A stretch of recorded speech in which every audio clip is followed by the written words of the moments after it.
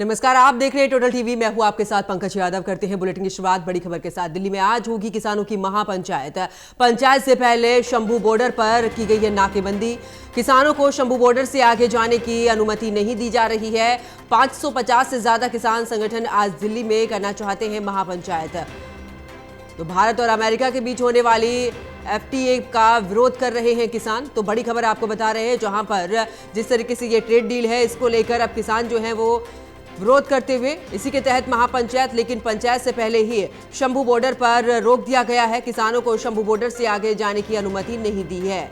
तो 500 से ज्यादा यहां पर किसान संगठन इकट्ठे हैं जो कि शंभू बॉर्डर पर टिके हुए हैं। उन्हें आगे जाने की इजाजत नहीं मिली है। दिल्ली में आज होगी किसानों की महापंचायत और देखिए, इसका आगाज पहले ही किसान कर चुके थे। उनकी तरफ से इस बात का ऐलान किया गया था कि अगर सरकार उनकी बात नहीं मानती है तो ऐसे में किसानों की तरफ से महापंचायत होगी।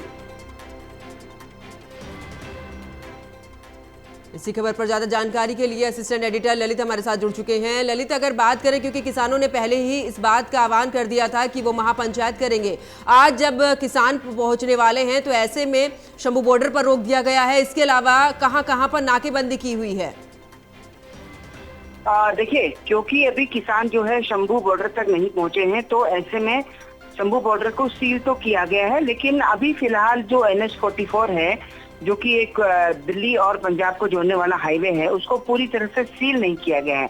हाँ, किसानों को रोकने के लिए वहां पर इंतजामात किए गए हैं, लेकिन वहीं दूसरी तरफ जो है किसानों का साफ तौर पर कहना है कि वो दिल्ली में केवल सांकेतिक एक महापंचायत करना चाहते हैं और इस पूरी महापंचायत में तकरीबन 500 से ज्यादा जो किसान संगठन हैं वो भाग लेने वाले हैं।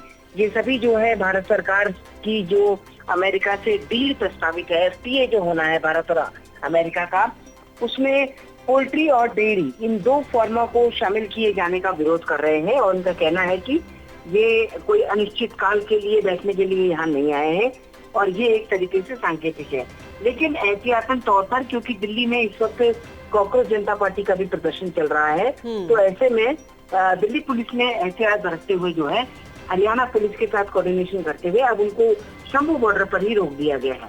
जी बिल्कुल ललित, क्योंकि देखिए इस बात को उन्होंने पहले ही कहा था और वो बार बार इस बात को सरकार से भी कह रहे हैं कि सरकार को इस पर ध्यान देना चाहिए, FTA को लेकर कोई कड़ा रुख अपनाना चाहिए, लेकिन सरकार काम नहीं कर रही है। सरकार भले ही किसानों के लिए बार बार बोलती है, लेकिन किसानों के हक में ये फैसला नहीं है। इसीलिए किसान इस बात को कह रहे हैं कि इसको रोका जाना चाहिए और किसानों के हित में फैसला लेना चाहिए। फिर बार बार इस तरीके के जो टैरिफ की बात करें या फिर अन्य सामानों की बात करें, किसान इसी बात को लेकर मुद्दा उठा रहे हैं कि क्यों आखिरकार किसान प्रधान देश है हमारा, बावजूद उसके हम पर इस तरीके की पाबंदी।